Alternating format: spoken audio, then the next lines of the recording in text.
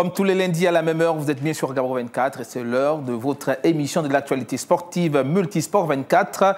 On va parler de foot, mais pas seulement, des récompenses qui accompagnent, puisque vous le savez, le championnat national est terminé, le championnat national de football, j'entends bien, et Manga Sport est vainqueur, mais pas seulement, on parle des meilleurs buteurs, des meilleurs joueurs, des meilleurs gardiens, peut-être, on va savoir, puisqu'on parle ce soir des Ndambo d'or.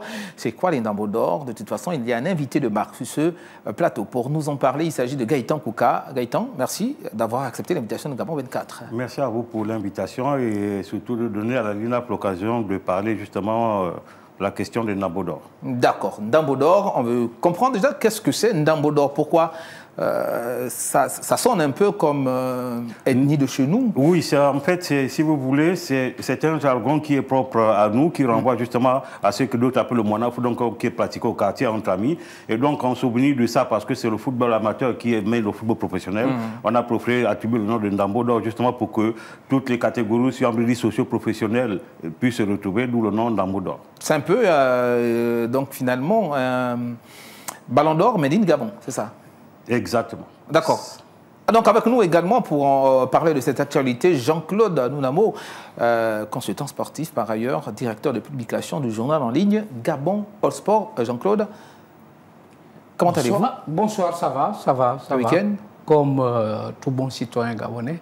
Mais le week-end, ça a été, j'ai fait un long voyage, mais j'ai été très ravi de venir assister à un très beau match de football féminin entre les professionnels, les joueuses professionnelles bien sûr, en vacances et un tout petit peu le melting pot local. Mais c'était très beau. On sort aussi quand même de matchs amicaux, c'est vrai qu'on ne va pas en parler largement, on a eu l'occasion d'en parler puisqu'on a reçu sur ce plateau le sélectionneur national. De matchs amicaux, le Gabon qui a disputé le premier match contre le Niger et puis ensuite contre la Guinée-Bissau.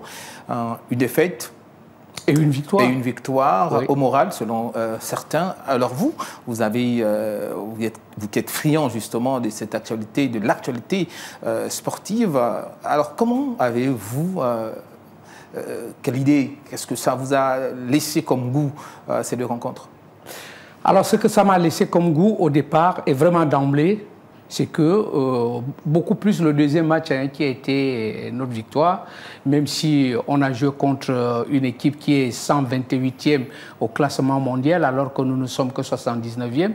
Mais Jean-Claude Namo, si cette équipe avait battu le Gabon, ça devait être catastrophique, ça devait être pire que ça. Et ça, ce n'était pas le souhait. Donc on a Comme l'a fait le Niger. Le Niger est 122e, il a battu une équipe qui est 79e. Vous allez vous rendre compte tout prochainement au classement FIFA que le Niger va gagner en place. Il va gagner quelques places. Et ça m'étonnerait qu'après avoir battu une équipe qui est 121e, 28e, nous ayons gagné même une place. Tout au plus, je pense qu'on va stagner. Mais ce n'est pas cela. Le problème que je voudrais évoquer et dont je suis interpellé, c'est tout simplement, j'ai eu une très bonne impression quand même des joueurs locaux, parce que c'était une équipe à fort dosage des joueurs locaux qui a laissé quand même une certaine bonne impression, même si elle devrait continuer à travailler, je veux dire ça comme ça. De toute façon, il n'y a que le travail qui paye. Vous n'êtes pas très convaincu, Jean-Claude Namo. Est-ce que c'est le cas pour vous, Gaëtan Kouka, vous également qui avez regardé cette actualité un peu comme nous tous? Écoutez, il est souvent difficile au regard du passage du sélectionneur, qui est la personne la mieux outillée, la mieux placée pour évoquer ces questions, que de venir contredire ce qu'il a dit. C'est lui qui convoque sur la base des statistiques dont il détient le secret.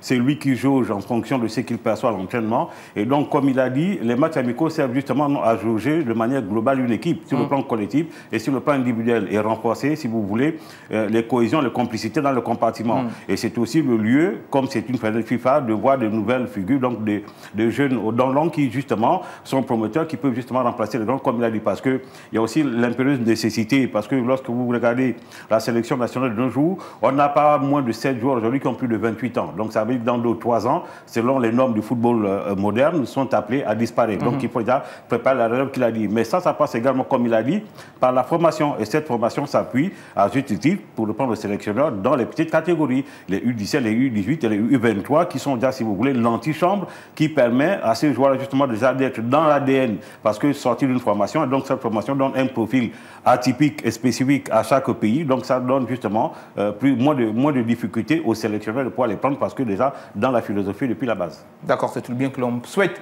pour notre football en espérant que tout ceci va être mis en place pour que nous ayons une équipe nationale, on va dire, digne d'envie, un peu comme ça se fait partout. Messieurs, on va poursuivre avec le débrief de la semaine. Que nous dit Maître Roma? On regarde et puis on se retrouve derrière.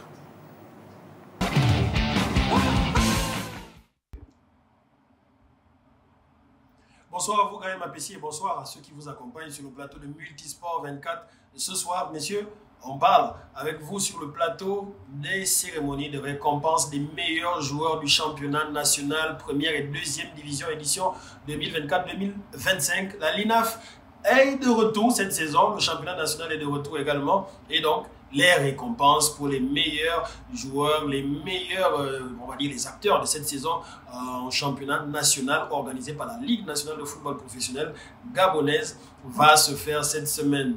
Le 18, les votes vont prendre fin le 18, donc mercredi prochain. Il va y avoir des votes en ligne. Vous avez la possibilité d'aller sur la page de la LINAF. Justement, vous allez trouver ce QR code qui vous permettra d'aller sur la plateforme qui va vous faire voter pour le meilleur joueur, le meilleur entraîneur, le meilleur jeune joueur, le meilleur Gabonais évoluant à l'étranger, le meilleur coach, le meilleur gardien. Il y a toutes les catégories qui ont été mises en place. Ça s'appelle le Ndambo d'Or. Pour rappel, ça va être le retour du Ndambo d'Or. Ça va être la 3e édition justement du Ndambo d'Or. Cette cérémonie va se dérouler le 20 juin prochain dans un hôtel de la place que je ne vais pas citer évidemment pour éviter de faire de la publicité. Il y a un certain nombre de joueurs qui ont fait les beaux jours de cette saison. Il y a un certain nombre d'acteurs qui ont été mis en avant et qui vont être mis en avant par les différents votants. C'est une bonne chose que le Ndambo d'Or soit de retour, Ndambo d'Or de la LINAF. C'est aussi une bonne chose que ça puisse être une continuité parce que la question de la continuité du championnat national va se poser. Est-ce qu'après ce championnat qui va avoir des récompenses données aux meilleurs acteurs de la saison, il va y avoir un championnat national qui va démarrer. Après, il y a eu certains de ces joueurs qui ont été sélectionnés par Thierry Mouyoma, sélectionneur national des Panthères du Gabon. Donc, l'environnement est idéal actuellement pour que ça se passe. Vous allez nous donner votre avis sur le plateau. Qui pour vous mériterait d'être le meilleur joueur de cette saison? Déjà, pour cette saison-là, il va y avoir dans la catégorie meilleur joueur 3 joueurs différents, un joueur de Mangasport, un autre joueur de Lambaréné AC et un troisième joueur du FC 105, dont on le rappelle a perdu son président fondateur il y a de cela quelques jours. Nos condoléances encore à la famille. Le général Idriss Ngari n'est plus, mais il va certainement lui être content ou ravi de voir qu'un de ses joueurs a été nominé, peut-être sera le meilleur joueur de la saison. Dites-nous vous, qu'est-ce que vous pensez sur le plateau de cette cérémonie de cette année? Qui pourrait être les meilleurs acteurs, meilleurs gardiens, meilleurs jeunes, meilleurs joueurs, meilleures joueuses féminines à l'extérieur, meilleurs Gabonais de l'étranger, meilleurs entraîneurs? À vous la parole sur le plateau. Cette parole, je la prends, mais je veux tout de suite la redonner à nos invités, notamment Gaëtan Koka, qui est là spécialement pour nous parler de cette question du Ndambo d'Or. Déjà, peut-être nous rappeler les différentes catégories présentes pour cet événement. Bien sûr, une minute. Alors, les différentes catégories nominées, vous avez catégorie meilleur joueur, catégorie meilleur gardien, catégorie meilleur espoir, catégorie meilleur entraîneur. C'est autant en D1 qu'en D2. Ensuite, vous avez la catégorie des meilleurs arbitres.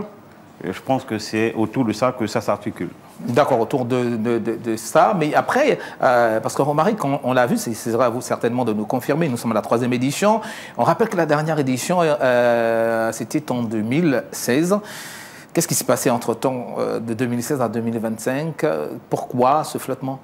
Oui, effectivement, vous faites bien de le relever. Ça fait effectivement 9 ans que la Ligue nationale de football professionnel, qui est l'organe qui gère le football professionnel de 1 et 2, n'a pas pu organiser cette cérémonie. Mais cela s'explique justement par le fait de l'irrégularité déjà de l'organisation du championnat. Ça, c'est le premier paramètre. Le deuxième paramètre, cette irrégularité et aussi le fait que les moyens doivent suivre. Or, ici, les partenaires, traditionnels qui accompagnent la LINAF sont en fin de contrat, donc ne poursuivent plus justement leurs activités avec la LINAF, ce qui peut expliquer, pour les deux raisons que je viens d'évoquer, pourquoi la LINAF a pris autant de temps. Aujourd'hui, vous constatez que nous avons eu un championnat qui, depuis 9 ans, sinon même antérieurement, n'était toujours pas allé à son terme. Aujourd'hui, on a eu un championnat qui a été régulier, et je peux dire depuis plus d'une quinzaine d'années, c'est maintenant que ça revient. Donc, il a été logique et normal pour la LINAF sur la base des statistiques individuelles et collectives, et accompagné par certains partenaires naturellement, il était le bon temps justement de relancer les Ndambo d'or. D'accord. Qui vote et quels sont les différents critères justement pour remporter ces différents prix? Alors, en ce qui concerne les votes, ce qu'il faut dire, ceci. Alors, la Ligue nationale de football professionnel en amont a tenu des réunions, et cette réunion s'est voulu être inclusive parce que autour du comité d'organisation, vous avez 5 entités. Vous avez la LINAF qui coordonne, qui est le coordinateur général. Vous avez l'Association nationale des footballeurs professionnels. Vous avez l'Association des footballeurs gabonais. Vous avez l'Union, l'UJPS, donc l'Union des journalistes sportifs gabonais. Vous avez la FAC, je crois, la FAP, donc un organe qui accompagne la FAP Médiasport. Et donc, ce sont ces organes qui sont regroupés, qui ont formé le comité d'organisation. Et derrière ce comité d'organisation, on a mis en place, si vous voulez, des commissions. Donc, c'est la commission technique, précisément, qui s'est chargée de mettre en place des critères. On a retenu 3. Donc, vous avez d'abord la performance individuelle du joueur. Vous avez l'impact du joueur sur le long de la saison, et vous avez, si vous voulez, le classement final de l'équipe. Donc, ce sont les 3 paramètres qui ont concouru justement, si vous voulez, au processus sélectif. Maintenant, ce qui concerne l'élection, c'est qu'il faut dire que ce que vous voyez à la télévision n'est que la résultante de l'organisation qui a été mise en amont, en place par la Ligue nationale de football professionnel. Et donc, le processus de vote s'est déroulé de la manière suivante. Il y a eu, si vous voulez, un lien qui a été, avec des critères naturellement comme je l'évoquais, qui a été justement adressé d'abord aux capitaines, parce que c'était les personnes choisies pour voter, d'abord les capitaines de chaque équipe. Les capitaines de chaque équipe. Que ça soit 2-1, 2-2, donc les 13 équipes en 2-1, les 11 équipes en 2-2. Donc ce sont les capitaines, donc les pères de ces joueurs-là qui ont voté eux-mêmes ce que vous voyez aujourd'hui. Et ça a été la même chose pour les entraîneurs. Donc, au sortir de ce processus, la Ligue nationale de football professionnel, via la commission technique, n'a fait que centraliser et donc vous rendre ce que vous avez. Enfin, vous avez le rendu justement de la centralisation. En termes de vote, vous, à votre niveau, non, c'est pas ne compte pas. Non, c'est pas la LINAF encore, les commissions qui votent. C'est juste mettre en place un process pour permettre aux gens de mieux se mouvoir dans ce processus qui, à terme, a donné le résultat que nous connaissons tous aujourd'hui. Alors, Jean-Claude Nounamou, un bon retour quand même, hein, surtout qu'on a vu pour la première fois depuis plusieurs années le championnat national aller à terme. Oui, c'est tout à fait logique que cette cérémonie de récompense revienne, puisque tel que Gaëtan Kouka vient de le dire, le championnat a été régulier, suffisamment régulier, il n'y avait rien à dire. Donc pour moi, pour la LINAF et pour tous les Gabonais qui suivent le football de près, il était tout à fait normal que ces Ndambo d'or reviennent. Et cette fois-ci, je pense même que ça a été quelque peu élargi, parce que quand je vois effectivement le groupe, le classement de la meilleure joueuse gabonaise à l'étranger, je me souviens en 2016, il n'y en avait pas, et que même, je pense même... Il parlera également des innovations pour cette année. Oui, voilà, et je crois que ça fait partie des innovations, mais simplement, quand je me souviens que la première édition, c'est D'ici Cadier qui avait gagné le premier Ndambo d'or, suivi d'Alain Nono, je me demande maintenant qui va...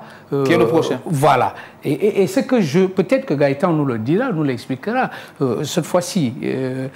apparemment, c'est celui de première division, le gagnant de première division qui ressort beaucoup plus qu'on met en avant. Pourquoi aussi ça? Non, c'est pas seulement, c'est championnat national D1 et D2. Oui, or, ici, c'est vrai que dans ce qui est publié, il y a peut-être une omission et donc la commission technique est en train de rectifier, donc nous présentons nos plus plates excuses. Il est également prévu de mettre en avant, comme je disais, les 2 compétitions nationales 1 et nationale 2. Donc à ce niveau, il n'y a pas de souci. Dans les heures qui suivent, la correction sera faite. D'accord. On va revenir justement sur les Ndambo d'or, notamment les innovations, peut-être revenir sur les dates, quand est-ce que la cérémonie va se dérouler. Mais avant, avant, messieurs, on va regarder l'entretien de Multisport 24 et puis on se retrouve derrière.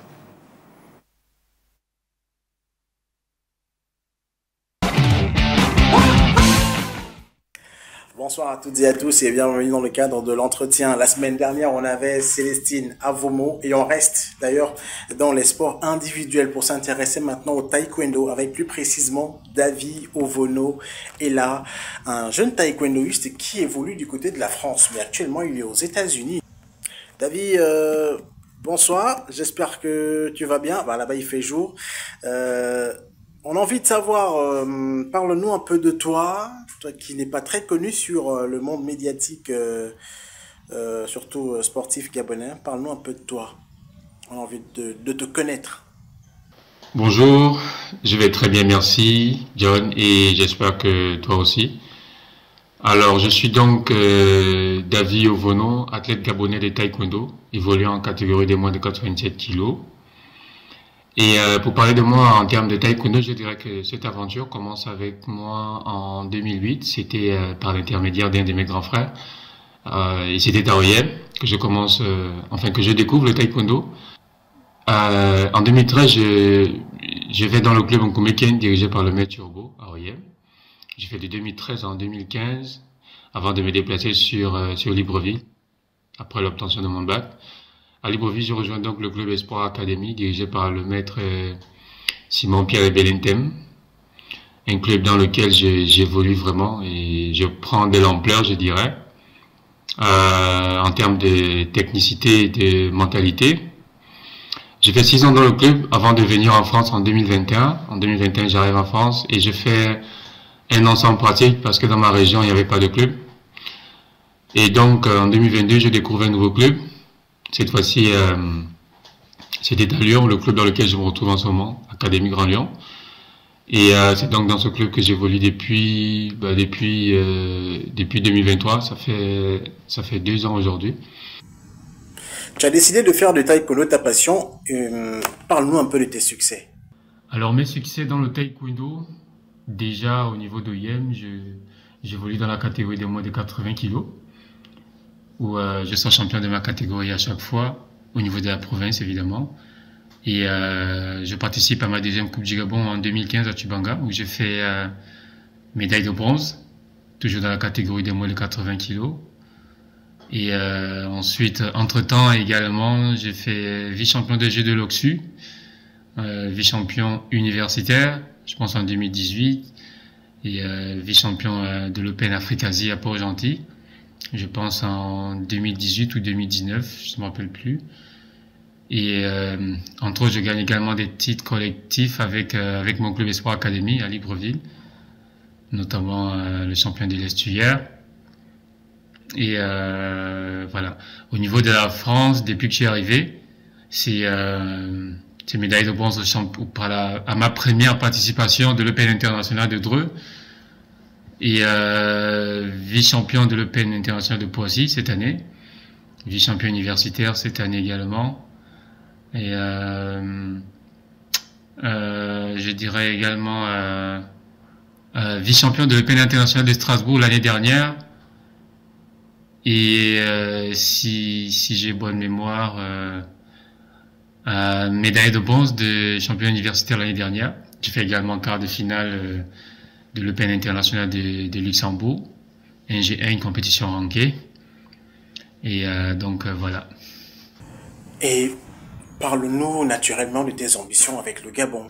Alors aujourd'hui, mes ambitions, que ce soit avec le Gabon, que ce soit mes ambitions personnelles, je dirais que c'est toujours aller de l'avant en général. C'est gagner des titres, gagner.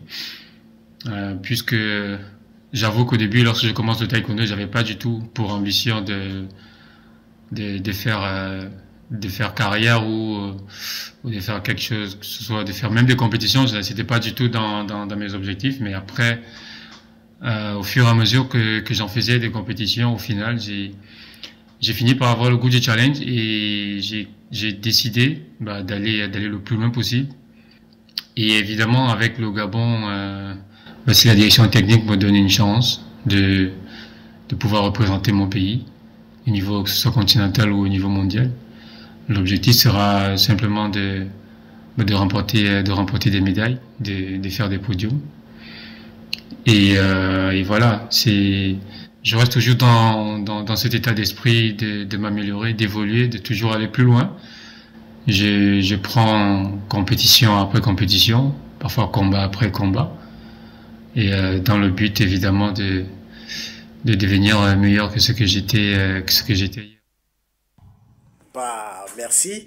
On te remercie beaucoup de t'être prêté à l'exercice. On sait que c'est pas du tout facile. C'est quand même l'une de tes toutes premières ou même premières interviews donc télévisées. Nous, on se fait notamment le plaisir de te révéler aux yeux du monde et aux yeux également des Gabonais en particulier, pour ceux qui ne te connaissent pas, mais également pour faire comprendre qu'on a une panthère donc qui actuellement fait fureur donc du côté donc de l'Hexagone et qui pourrait être une étoile montante du taekwondo gabonais à suivre de très près. Merci encore pour tout. Et alors je te remercie déjà de m'avoir donné l'opportunité de pouvoir répondre à ces questions. C'était un réel plaisir pour moi de pouvoir y participer. D'accord. Allez, ciao. Voilà, Jean-Claude Nounamou, alors que nous on s'inquiète, puisque notre Anthony Obama est vieillissant, il y a une panthère qui est prête à briller. Beaucoup d'ambition quand même pour ce jeune. Oui, je pense que c'est beaucoup plus un jeune sur qui on devrait compter, parce que lorsque je vois, il y a une petite clique, un petit groupe qui est venu derrière Anthony, je pense particulièrement à Cissé. Ils n'ont pas donné beaucoup de satisfaction, ils ne donnent pas beaucoup de satisfaction, mais bon, peut-être qu'il a encore la fougue de la jeunesse, mais c'est un jeune qui se fait un nom, vraiment, qui se fait un nom, et je pense qu'il faudra vraiment qu'on essaye de garder un œil sur lui. Et je crois bien que si jamais toutes les conditions sont réunies, comme il le disait tout à l'heure, si toutes les conditions sont réunies pour sa formation, pour son suivi, je crois que d'ici les prochains Jeux Olympiques, on pourrait avoir un autre Anthony Obama. On l'espère simplement pour cette discipline qui a toujours fait honneur au pays, on le rappelle quand même. Alors, avec notre ami Gaëtan, alors qu'on va se séparer pour la première partie, peut-être nous rappeler justement, revenir sur cette cérémonie d'Indamo d'Or, revenir sur les jours, les dates, les heures, et peut-être le lieu, sans faire de publicité, bien sûr. Alors, ce qu'il faut dire que la cérémonie aura lieu le 20 juin 2025. À partir de 18h, là, le protocole va déjà commencer. Le protocole d'accueil sera déjà en place pour recevoir les premiers invités et puis installation. Ça se passera dans un hôtel à place, comme vous pouvez vous en douter. Nous avons au minimum 300 invités. Je ne serais parti d'ici sans parler des innovations apportées justement pour cette troisième édition. Alors, comme je le disais tantôt, la première innovation que vous devez retenir, c'est le caractère inclusif de la Ligue nationale de football professionnel qui a associé l'association des footballeurs professionnels, l'association des footballeurs gabonais, l'union gabonaise de la presse sportive et j'en passe. Ça, c'est la deuxième innovation. La deuxième innovation, c'est le fait que la LINAF, dans les différents prix qui seront remis aux différents vainqueurs à l'issue du vote, les prix porteront un nom des acteurs du sport, notamment du football. Tous les prix. Ça, c'est la deuxième innovation. La troisième, un nom d'un sportif encore quelqu'un qui a marqué l'histoire du football beaucoup plus. Du football, plus dans le cas du football. La troisième innovation, c'est comme l'a dit M. Monano, c'est qu'on a associé également le football féminin, que ce soit au niveau de l'arbitrage ou des footballeuses. C'est la troisième innovation.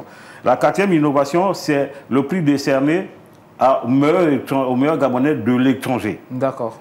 Là encore, c'est une autre innovation. Innovation, ça ne se faisait pas avant. Donc voilà. Donc c'est là quelques innovations que la Ligue nationale de football a apportées pour cette année. Vous avez dit le 20, donc c'est ce vendredi, c'est cela? Ce vendredi 20, à partir de 18h, dans un hôtel La Place. D'accord. On espère justement qu'il y aura une place pour Gabon 24 pour essayer de rendre un peu davantage plus visible cette cérémonie de remise des prix. Gabon 24 est un partenaire traditionnel de la Ligue nationale de football professionnel, de par la transmission des images et des reportages. Donc, vous êtes cordialement conviés. D'accord. De toute façon, on va faire un tour justement pour voir comment cette cérémonie va être organisée. Gaëtan Kouka, merci d'avoir accepté d'être sur le plateau de Gabon 24 pour venir partager avec nous ces quelques informations. Merci à vous. Jean-Claude Ndamou, on va marquer une petite pause et puis on va se retrouver pour la deuxième partie de notre émission. À tout de suite.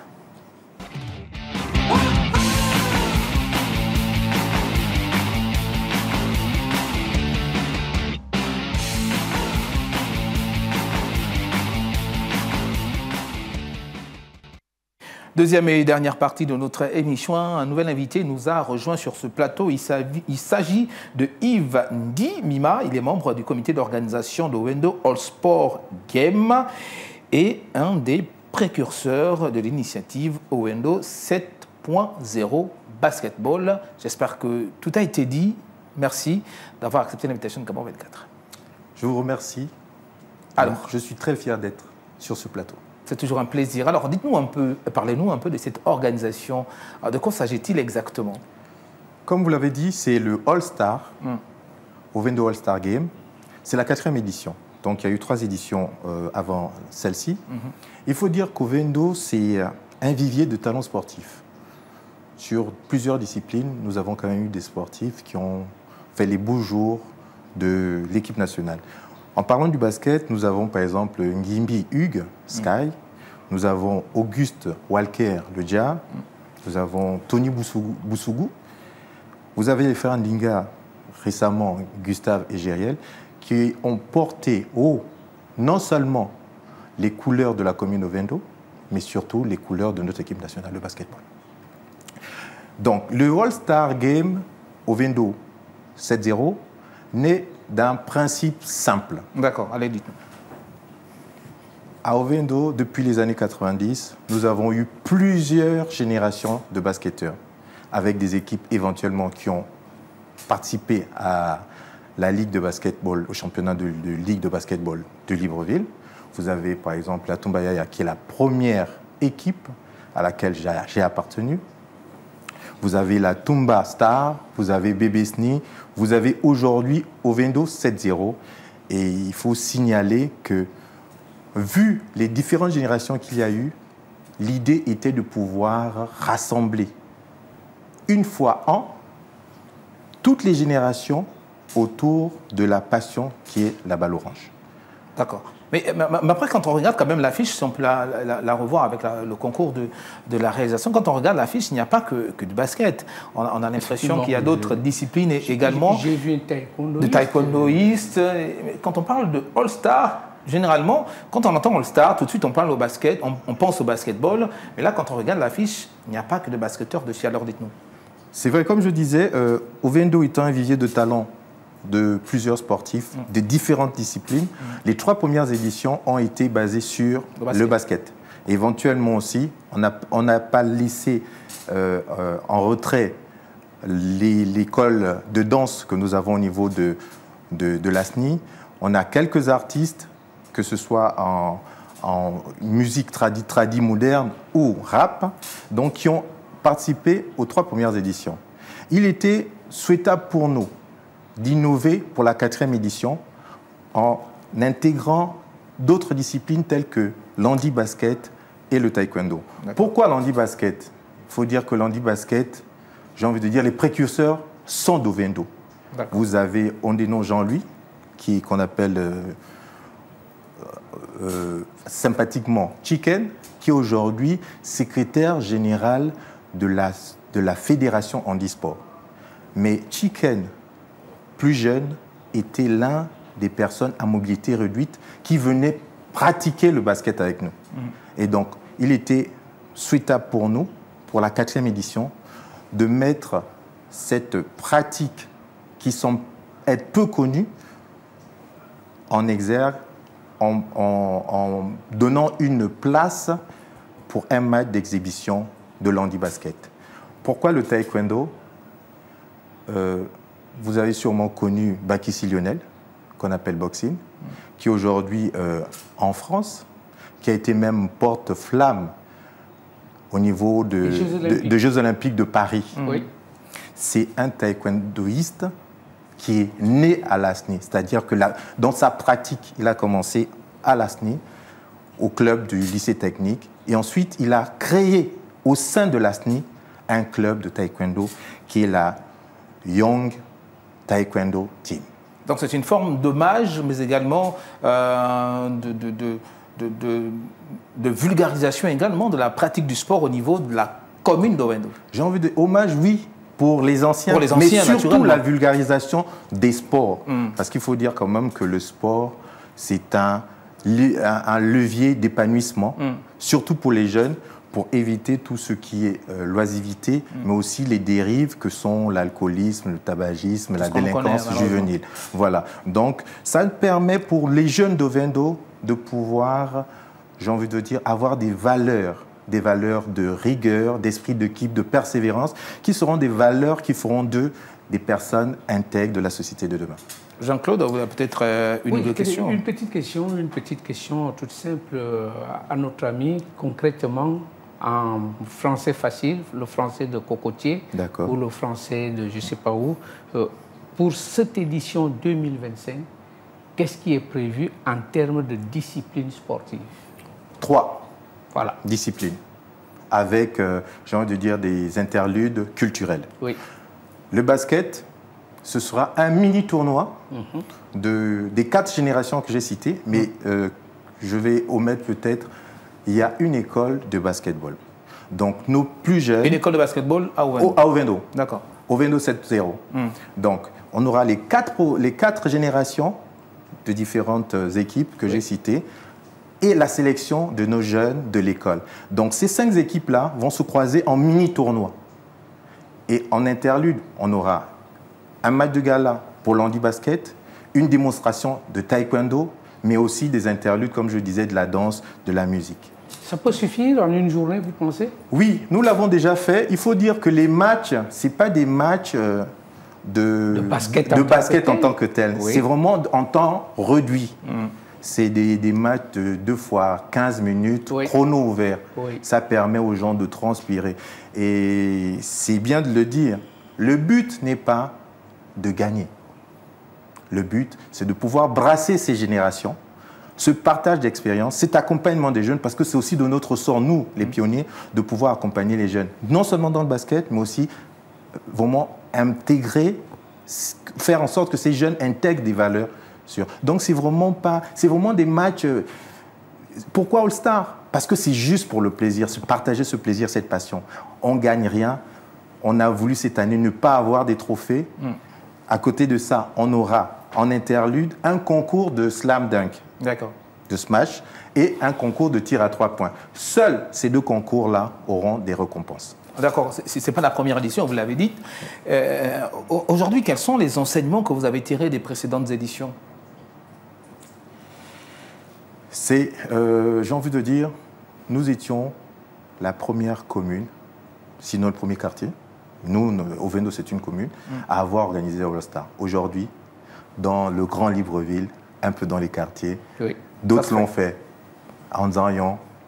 Et c'est aussi, pour nous, une façon de valoriser notre école de basketball en mettant en avant des noms qui ont fait les gloires du basketball national. D'accord. Et pour éventuellement aussi, comme je disais, faire une large promotion de notre sport, de notre passion, qui est le basketball. Jean-Claude Ndamou, une initiative louable, c'est pas souvent que... Oui, c'est les initiateurs, c'est les pionniers. Je pense qu'à partir du moment où c'est les pionniers, il va falloir bien sûr que tout le monde se reconnaisse dans les pionniers, que c'est à Ovendo que nous avons copié, que nous avons reçu cette initiative, raison pour laquelle moi je félicite l'initiative, qui n'est pas morte, parce qu'on est déjà très habitué dans notre pays à voir des initiatives naître et puis mourir 1 an, 2 ans après. Mais curieusement,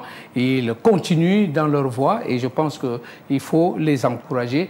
Bon, maintenant, les moyens, je ne sais pas comment ça vient. Je sais que c'est la commune, j'ai envie de dire, la plus riche du Gabon. Quand on parle d'Ovendo, ça veut dire que, logiquement, tout le port d'Ovendo est dedans. Mais c'est bien, je pense qu'il faut continuer. Seulement, une fois de plus, nous n'allons pas le manquer. Là, vous êtes sur le plateau de Gabon 24. Il faut rendre de la lisibilité à cette activité qui, ma foi, a déjà traversé les frontières internationales du Gabon. Effectivement. la presse a un rôle à jouer dans votre travail et je crois bien, je l'espère bien, qu'un maximum de médias sera là samedi. Et en parlant justement de l'organisation de cet événement, alors dites-nous, souvent on sait que c'est pas souvent facile d'organiser de telles manifestations, mais au-delà, vous l'avez dit, on joue d'abord pour la passion, il n'y a pas forcément des prix à remporter lors de cet événement. Est-ce que derrière également, il vous est arrivé de penser à faire de ce tournoi un véritable vivier de détection ? Oui, comme je disais, c'est vrai que l'All-Star, je veux peut-être le préciser, reste une journée sportive pour les jeunes de la commune d'Ovendo. On n'est pas ouvert à d'autres communes. Pour l'instant, vous n'envisagez pas. Ça reste. C'est d'abord à côté d'Ovendo. Voilà. À côté de cela, on a une école de basket. Et pendant, je pense que c'est au mois de septembre, la fin de septembre, on organise des fois des journées de détection. Aujourd'hui, nous sommes rapprochés des établissements qui sont dans la commune d'Ovendo pour pouvoir animer des journées basket, là aussi pour pouvoir détecter. Ça, c'est au-delà même de cette organisation. Au-delà de cette organisation, pour détecter les talents. Cette journée n'est pas là pour détecter les talents, mais plutôt pour... Vous avez des activités en promotion. En Suisse, pour voilà. D'accord. Et tout à l'heure, M. Jean-Claude parlait du fait qu'on ait pu continuer, que nous soyons là à la 4e édition. Mais pour l'organisation, je vous rassure, les fonds sont nos fonds propres de départ, mais nous avons quand même des mécènes qui nous accompagnent. Nous avons certains partenaires qui sont des opérateurs de la commune d'Ovendo qui nous accompagnent. Pas de pub, hein? On cite nom de personne. Voilà, des opérateurs. Nous avons, j'ai envie de dire, l'entité qui est en charge de la gestion de la commune, pour ne pas la nommer, qui nous accompagne. Donc vous comprenez bien que derrière ça, c'est une initiative des jeunes basketteurs d'Ovendo, mais accompagnés par des personnes. Même des jeunes qui sont là, qui ont grandi à Ovendo, qui sont hors d'Ovendo, parce qu'on a Matt Jolens, Jordan, qui est de ma génération légèrement en dessous, qui, depuis les États-Unis, participe d'une manière ou d'une autre. Mais de manière vraiment importante à cette manifestation. Pour ne pas le dire, c'est lui qui offre les récompenses des 2 concours. D'accord. Voilà. À côté de ça aussi, il faut dire qu'on a des personnalités qui ont grandi à la SNI, qui sont des hautes autorités de notre pays, qui nous accompagnent vraiment de manière décente sur le plan financier. D'accord, alors on va poursuivre avec le portrait de Multisport. On a une rubrique ici, peut-être qu'on en parlera, peut-être que l'organisation de cette manifestation va nous permettre de dénicher un talent et nous allons faire un portrait de lui. Mais pour l'instant, je vous invite, Jean-Claude Namo également, à regarder ce portrait signé de notre pépite, Sarah Zinedine. Dans ce nouveau numéro du portrait de Multisport 24, nous allons à la rencontre d'un international gabonais. Lui, son visage et son nom également, vous devez le connaître parce qu'il a été convoqué en sélection nationale en 2016. Il s'agit donc de Gaëtan Missi et Mnesu. Et avec lui, nous allons revenir sur son parcours, ses ambitions, ses difficultés. Alors restez câblés et ensemble, on y va découvrir son histoire. Bonjour Gaëtan. Bonjour. Comment allez-vous? Ça va très bien et vous? Je vais très bien, merci. Pouvez-vous nous parler de vos débuts à Toulouse-Fontaine et à Balma? Écoutez, c'est 2 clubs de la région toulousaine pendant lesquels j'ai évolué durant 4 et 5 ans. J'ai effectué mes études en parallèle jusqu'à l'obtention de mon bac et j'ai signé stagiaire professionnel à Valenciennes dans la foulée. Et justement, comment s'est déroulée votre progression, passant de Toulouse-Fontaine à Balma et ensuite la signature professionnelle en 2014? Écoutez, ça s'est très bien passé. J'ai effectué mes études à côté et le football était encore perçu comme un loisir. Donc le plus important, c'était de prendre du plaisir aux entraînements et s'amuser avec mes coéquipiers. Lorsque j'ai intégré le club de Valenciennes, c'est tout de suite devenu plus sérieux, plus professionnel avec d'autres exigences, que ce soit sur mais en dehors du terrain également. Et justement, vous avez été dans un peu plus de 10 clubs passant par le Paris FC, en Roumanie, en Suisse également. Qu'est-ce que vous aviez pu acquérir comme expérience déjà? Parce qu'il faut dire que quitter Toulouse-Fontaine pour Balma et ensuite le Paris FC, le niveau doit être quand même différent. Bah, écoutez, tout d'abord, toutes ces expériences m'ont fait progresser en tant qu'homme, car on l'oublie beaucoup, mais avant d'être des footballeurs, nous restons des hommes. J'ai pu apprendre de différentes langues, différentes cultures, expérimenter différents pays.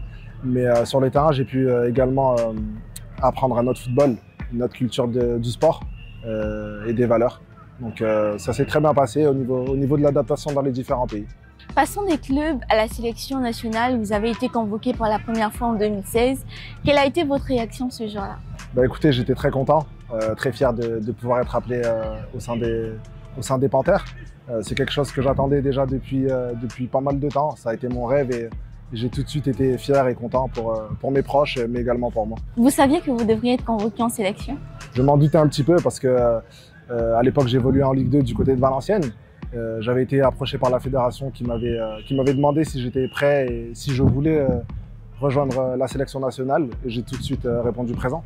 Et quel match retenez-vous de votre passage en sélection nationale? Lequel vous a le plus marqué ou continue de vous marquer jusqu'à présent? Bah, écoutez, c'est mon premier match à domicile contre le Burundi au Stade de l'Amitié. Ça a été un très grand moment pour moi et un moment charnière. Évoluer devant mes parents, devant mes amis a été quelque chose d'extraordinaire. Malheureusement, à la fin des qualifications, nous ne passons pas le tour final. Mais j'en retiens un bon souvenir car toute expérience est bonne à prendre. Quelles sont déjà les difficultés que vous avez rencontrées et comment les avez-vous gérées? Bah, écoutez, les premières difficultés que vous pouvez rencontrer, c'est d'abord le passage du monde amateur au monde professionnel. Les exigences sont différentes, que ce soit au niveau tactique, physique, mais aussi technique. Donc il a fallu tout de suite s'adapter à ce monde-là. Heureusement, je n'ai pas forcément eu de mal à le faire. Il y a eu quelques passages difficiles, notamment avec des blessures, avec des fins de contrat. Mais c'est des passages obligatoires dans la vie d'un athlète. Et il faut savoir les gérer au maximum. Et quelles sont vos ambitions justement pour cette année 2025? Bah, écoutez, j'ai des objectifs à court et à long terme. Premièrement, c'est de repartir tranquillement avec mon club, effectuer une bonne préparation. Comme vous le savez, il y a des matchs qui arrivent en septembre, qui vont arriver très vite. Mon objectif, c'est de pouvoir répondre présent lors de cette sélection. Merci Gaëtan. Je pense que nous sommes arrivés au terme de notre entretien. On espère vous revoir en sélection nationale pour le mois de septembre. À vous, sachez que le succès n'est pas final, l'échec non plus n'est pas fatal. C'est le courage de continuer qui fait la différence. Pour le cas de Gaëtan, ça n'a pas été facile pour lui en tant que footballeur professionnel de quitter certains clubs dits amateurs pour des clubs professionnels. Pourtant, il a su s'adapter et devenir le footballeur qu'il est actuellement. À très bientôt pour un nouveau numéro du Portrait de Multisport 24. Jean-Claude Ndamou, vous qui connaissez le joueur, quand même très courageux, il a 29 ans, mais il rêve toujours de l'équipe nationale. Est-ce que pensez-vous que c'est encore possible quand on sait qu'aujourd'hui, avec le sélectionneur gabonais Thierry Mouyouma, on a l'impression qu'il injecte beaucoup de jeunes au sein de la tanière? Il a quand même 29 ans. Non, mais il faut dire que dans le métier du football, c'est le travail, le rendement qui paye. Qu'on soit âgé ou moins âgé, qu'on soit même très jeune, tant que le rendu sur le terrain ne convainc pas. Malheureusement, Gaëtan a été à l'équipe nationale. Il y est sorti il y a environ, je crois, 3 ans aujourd'hui, 2 ou 3 ans, qui n'a plus été rappelé. Bon, en ce moment, comme lui-même vient de le dire, c'est un travail qu'il faut faire. Il faut convaincre le coach. Et étant entendu que la fenêtre des éliminatoires de la Coupe du Monde, c'est en septembre, pour lui, il s'est dit que bon, c'est peut-être l'occasion où jamais je dois me redonner, tant aux entraînements qu'en club, parce qu'en septembre, en Europe, les championnats ont déjà repris. Et nous osons espérer que Thierry Mouyouma aura quand même un œil assez rigoureux sur lui, entendu que c'est généralement un attaquant qui sait bien faire les choses. Et bon, on espère qu'il va revenir. C'est tout le bien qu'on lui souhaite malgré ses 29 ans. D'accord. Et pour revenir sur l'organisation, justement, on a vu un athlète, un ancien international gabonais, qui depuis plusieurs années n'est plus rappelé, mais il garde la tête froide, il se dit, si c'est encore possible, au-delà de l'âge. Vous, quand vous organisez les All-Star Games, est-ce que également il y a ces séances de, j'ai envie de dire, coaching? Quand je parle de coaching, c'est justement faire comprendre aux enfants combien de fois la vie n'est pas toujours comme on pense, alors il faut parfois mettre du sien pour y arriver. Travailler. Voilà. Ce que nous avons fait au niveau de Ovendo Basketball, nous avons pensé qu'il est important, certes, que les jeunes aient des modèles d'anciens basketteurs via les médias, la télévision, mais nous avons aussi organisé des séances de travail, des rencontres entre, par exemple, pour ne pas le nommer, Stéphane Las et nos jeunes. Et Stéphane est venu partager avec les jeunes son expérience. Ça permet aussi de pouvoir encadrer, j'ai envie de dire, le rêve qui, des fois, est un rêve qui peut être détourné par des pensées qui ne sont pas réalistes. Alors, l'expérience, les échanges avec ces anciens permet de faire comprendre à ces jeunes que c'est le travail, la persévérance, l'effort qui sera les clés de la réussite. À côté de ça aussi, je profite de l'occasion. Les éditions antérieures, nous avons quand même invité certaines gloires, comme Géraldine, qui était là à la 3e édition, qui a joué avec nous les anciens. Mais pour les jeunes, parce que l'école de basket Ovendo 7.0 n'est pas seulement un club où on a du genre masculin. On a aussi beaucoup de jeunes et des pépites qui sont du genre féminin. Et donc voir Géraldine Robert, qui a été un modèle du basket féminin pour le pays, partager ces moments-là avec ces jeunes-là, et parce qu'il y a toujours un discours, il y a toujours un partage qui se fait. Comme je disais, c'est un partage au-delà du basket, mais il y a des valeurs qu'il faut transmettre à ces jeunes pour qu'ils soient des cadres et des bons citoyens de demain. Aujourd'hui, est-ce qu'en termes d'innovation, est-ce qu'il y en a quelques-unes quand même pour cette édition? Oui, l'innovation, comme je disais, c'est les 3 premières éditions, c'était basket avec un peu de culture. Mais aujourd'hui, c'est basket et on dit basket. Et taekwondo. L'handi-basket, c'est des fois des fédérations qui ne sont pas très visibles. Donc pourquoi l'handi-basket? Ça permet aussi aux jeunes qui ont peut-être des difficultés sur le plan de motricité, de pouvoir se dire... Peut-être rappeler, parce que quand on dit handi-basket, c'est vrai que Jean-Claude Namo et moi, on comprend. Ceux qui nous regardent à la maison ne connaissent pas forcément de quoi il s'agit. Rappelez, c'est quoi le handi-basket? Le handi-basket, c'est le basket qui se fait à partir des fauteuils roulants pour des personnes qui ont de la mobilité réduite.